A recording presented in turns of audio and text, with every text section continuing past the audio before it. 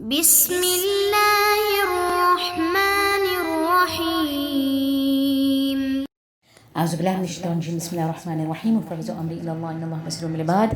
السلام علی المہدی الذی یملأ الارض ملکا کما ملئ الظلم والجور، اللہم صل علی محمد وعلی محمد وفعل بما انت اہلہ۔ آج میری حدیث آپ کے ساتھ امام محمد باقر علیہ السلام نے فرمایا جو شخص حرام کے ذریعے سے مال کمائے تو اس کا حج، عمرہ اور صلہ رحم جیسی عبادتیں قبول نہیں ہوتی، بلکہ انسان کی اولاد پر برے اثرات پڑتے ہیں۔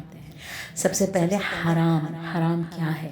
دیکھیے، حرام کے لغوی معنی ہیں رکنے کے، بھی اصطلاح میں ایک ایسا فعل یا عمل جس کو انجام دینے سے رکنا چاہیے، اس چیز کو ترک کرنا ضروری اور لازمی ہو، اور اس کے کرنے سے گناہ گار اور عذاب کا مستحق ہو جائے، یعنی وہ کرے تو گناہ بھی لازم ہے اور عذاب کا مستحق بھی ہو جائے۔ اب جب اس کو کرنے سے وہ گناہ گار ہو رہا ہے، عذاب کا مستحق ہو رہا ہے، تو ابلیس تو یہ چاہتا ہے کہ ہم وہ والا کام کریں۔ تبھی ایک دفعہ ابلیس رسول خدا صلی اللہ علیہ وآلہ وسلم کے پاس آیا تو آپ نے سوال کیا کہ اے ابلیس، تمہارے دوست کون ہیں؟ اس نے 12 قسم کے افراد کو مینشن کیا، لیکن یہاں پہ میں صرف ایک بیان کر رہی ہوں۔ وہ شخص جو یہ پرواہ نہیں کرتا کہ مال کہاں سے آ رہا ہے اور کہاں خرچ ہو رہا ہے، کہا وہ میرا دوست ہے، اور میں دشمن رکھتا ہوں ایسے شخص کو جو اپنے نفس کو حرام سے بچا کے رکھتا ہے۔ وہ دشمن ہے میرا۔ کیوں؟ کیونکہ جو اپنے نفس کو حرام سے بچا کے رکھتا ہے نا، وہ بہت ساری مصیبتوں سے بچ جاتا ہے اور وہ جہنم کے گھڑوں میں گرنے سے بچ جاتا ہے۔ ٹھیک ہے، تبھی کہا پسندیدہ عمل مال حرام ہے۔ اسی کے ذریعے سے انسان تباہ و برباد ہو جاتا ہے، اس کی نسلیں تباہ ہو جاتی ہیں۔ تبھی مولا نے بیان فرمایا، الوافی کی روایت ہے، امیر المومنین بیان فرماتے ہیں، درہم و دینار نے تم سے پہلے والے کو ہلاکت میں ڈال دیا ہے، تم کو بھی ان دونوں نے ہی ہلاکت میں ڈالنا ہے۔ یعنی درہم و دینار ہی وہ چیز ہیں، مال و دولت ہی وہ چیز ہیں کہ یا تو تمہارے جنت کے لیے وسیلہ بن جاتی ہیں، یا پھر تم سے پہلے والوں کو جیسے تباہ و برباد کیا ہے ویسے تم کو بھی اسی راہ پہ ابلیس نے ڈالنا ہے۔ چھٹے امام سے روایت ہے، ابلیس کہتا ہے بنی آدم کو گمراہ کرنے سے بہت سی چیزیں مجھے عاجز کر دیتی ہیں، یعنی بہت سی ایسی ٹرکس ہیں کہ میں عاجز ہو جاتا ہوں، میری وہ ٹرکس نہیں چلتی ہیں، لیکن جس کے اندر 3 صفات ہوں میں مطمئن رہتا ہوں کہ اس پہ میرا کام کرنا زیادہ مشکل نہیں ہے۔ اچھا، کہا وہ کون سی 3 چیزیں ہیں؟ کہا سب سے پہلے حرام طریقے سے مال کو جمع کرنا۔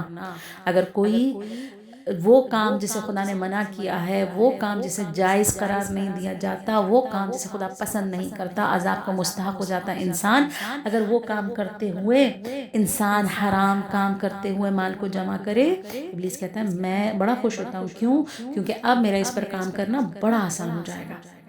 کہا دوسری چیز، کہا آپ دیکھیں تینوں چیزیں جو ہے نا مال کے حوالے سے ہیں۔ دوسرا، غیر شرعی جگہ مال خرچ کرنا، یعنی ایسی جگہ پر مال خرچ کرنا جہاں پر مثلا کوئی میوزک کے لیے خرچ کرنا، میوزک پارٹی کے لیے، سینما میں گانے سننے کے لیے جا رہا ہے، اس ٹائپ کی چیزیں آپ دیکھیں۔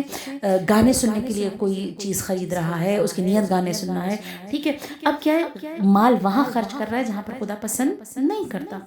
تیسرا، کہا اگر کوئی اپنے مالی حقوق کی ادائیگی نہیں کرتا تو میں بالکل خوش ہوتا ہوں کہ اس پر میں بڑی آسانی سے کام کر سکتا ہوں۔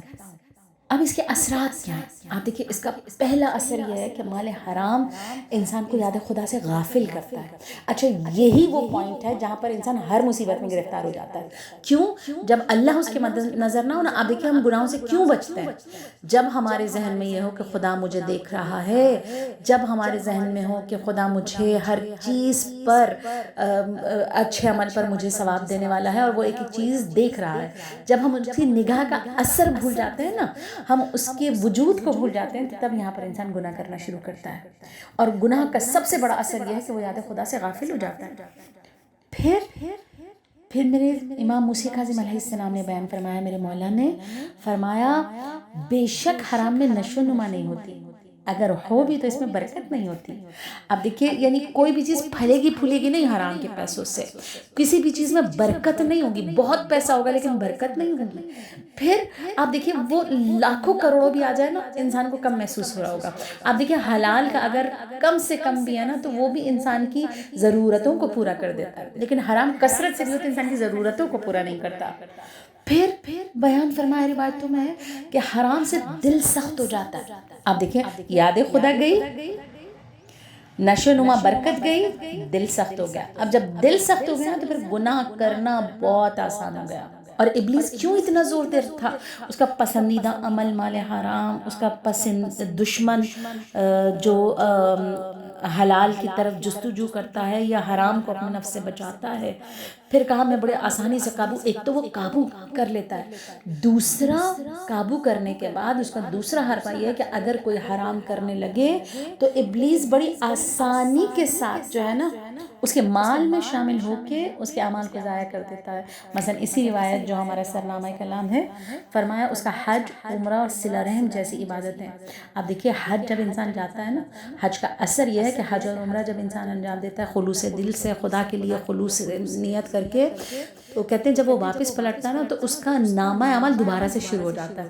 اس کے تمام پچھلے گناہ معاف ہو چکے ہوتے ہیں اور پھر اس کا نیا نامہ عمل اور اس کا اکاؤنٹ جو ہے نا وہ نیکیوں سے بھر چکا ہوتا ہے. دیکھیے ایسے عمل, صلہ رحم جو کرتا ہے نا روایتوں میں ہے کہ اس پر جنت واجب ہے. رسول خدا نے بیان فرمایا جو صلہ رحم کرتا ہے نا روایتوں میں ہے کہ میں ضمانت دیتا ہوں. آپ سوچئے رسول خدا ضمانت دے رہے ہیں, کتنا بڑا نیک عمل ہے. صلہ رحم یعنی رشتہ داروں کے حقوق, ان سے تعلق کو جوڑنا. رسول خدا نے بیان فرمایا میں ضمانت لیتا ہوں اس کا رزق کبھی تنگ نہیں ہوگا, میں ضمانت لیتا ہوں اس کو جنت جائے گا, میں ضمانت لیتا ہوں اللہ اس سے خوشنود رہے گا, میں ضمانت لیتا ہوں اس کی عمر لمبی رہے گی. آپ دیکھیے وہ تمام چیزیں جو دنیا اور آخرت میں انسان چاہتا ہے, ٹھیک ہے, صلہ رحم کرنے سے وہ اس کو مل رہی ہیں. لیکن جب وہ مال حرام کرتا ہے تو وہ تمام چیزیں اسے چھن جاتی ہیں, یہاں تک کہ اس کی نسلیں برباد ہو جاتی ہیں. آپ دیکھیے حرام وہ چیز ہے, اسی روایت میں موجود ہے. آپ دیکھیے اس کے اثرات کیا ہیں کہ انسان کی اولاد پر اس کے برے اثرات پڑتے ہیں. یعنی ایک ایسا گناہ ہے جو اس کے خود تک محدود نہیں ہے بلکہ اس کی ذات سے نکل کر اس کی نسلوں کو بھی تباہ کرتا ہے. تب آپ دیکھیے رسول خدا نے بیان فرمایا عبادت کے 70 حصے ہیں. آپ دیکھیں عبادت کے 70 حصے اور ان میں سے افضل ترین حصہ جو ہے نا وہ رزق حلال کی طلب ہے. یعنی اگر کوئی رزق حلال کمانے جاتا ہے, تبھی روایتوں میں آیا کہ 2000 سال کی عبادت کے برابر ہے رزق حلال کمانا. یعنی خود رزق حلال, اگر ایک مرد رزق حلال کما رہا ہے گویا وہ رزق حلال نہیں کما رہا بلکہ وہ عبادت کر رہا ہے. آپ دیکھیے یہی انبیاء اور اولیاء کی نشانیوں میں سے ہے. روایتوں میں ہے کہ جب رسول خدا 7 برس کی عمر میں جناب ابو طالب شام کے سفر میں لے کر گئے تو کچھ یہودیوں نے آپ کو راستے میں دیکھا. اچھا جب انہوں نے دیکھا کہ تمام نشانیاں آپ پر پوری ہیں اور وہ تمام نشانیاں آپ کے اندر موجود ہیں, انہوں نے کہا کہ اب ہم اسے اس طریقے سے پہچانتے ہیں جو پہچان کرتے ہیں جو ہماری کتابوں میں موجود ہے. وہ انہوں نے کہا ہماری کتابوں میں ایک نشانی موجود ہے کہ نبی نہ حرام کھاتا ہے نہ شبہ حرام کھاتا ہے. شبہ حرام یعنی جس پر شائبہ بھی ہو جائے نا کہ یہ حرام بن سکتا ہے یا حرام ہو سکتا ہے, ٹھیک ہے, تو وہ نبی اس کو بھی نہیں کھاتا. جیسے حرام بن سکتا ہے حرام ہو سکتا ہے, ایسے کیا مراد ہے؟ مثلا میں نے قرضے پر کوئی چیز لے لی لیکن میرا ارادہ نہیں ہے کہ میں اس کو دے دوں, ٹھیک ہے. اب اگر میرا یہ ارادہ ہے ابھی وہ حرام نہیں ہے, قرض والے نے مجھے قرض پہ دے دی یہ چیز, لیکن اگر میں بعد میں اپنا یہ ارادہ کر لوں کہ بھائی میں اس کو نہیں دے رہی ہوں تو وہ چیز ممکن ہے کہ حرام میں تبدیل ہو جائے. کیوں؟ کیونکہ میں نے اس کے پیسے ہی نہیں دیے, ٹھیک ہے, اور ارادہ کر لیا کہ میں پیسے نہیں دوں گی, حرام ہے, ٹھیک. اب یہاں پر انہوں نے کہا کہ ٹھیک ہے ہم اس طریقے سے اب آزماتے ہیں کہ یہ بچہ وہ ہے یا نہیں. تو انہوں نے ایک مرغ جو ہے چرایا اور وہ چرایا ہوا مرغ بنا کے جو ہے جناب ابو طالب کو بھیجا. اور جب وہ دسترخوان پہ رکھا گیا تو انہوں نے آبزرو کیا کہ رسول خدا نے اس کا ایک دانہ بلکہ ایک ٹکڑا بھی نہیں توڑا. اچھا ایک شخص کو بھیجا اور کہا کہ اس بچے سے پوچھو اس نے کیوں نہیں کھایا. کہا جب رسول خدا سے پوچھا گیا کہ آپ نے کیوں نہیں کھایا, آپ نے بیان فرمایا یہ حرام تھا اور اللہ نے مجھے حرام کھانے سے منع کیا ہے. یہودیوں نے کہا کہ ایک شک تو پوری ہو گئی.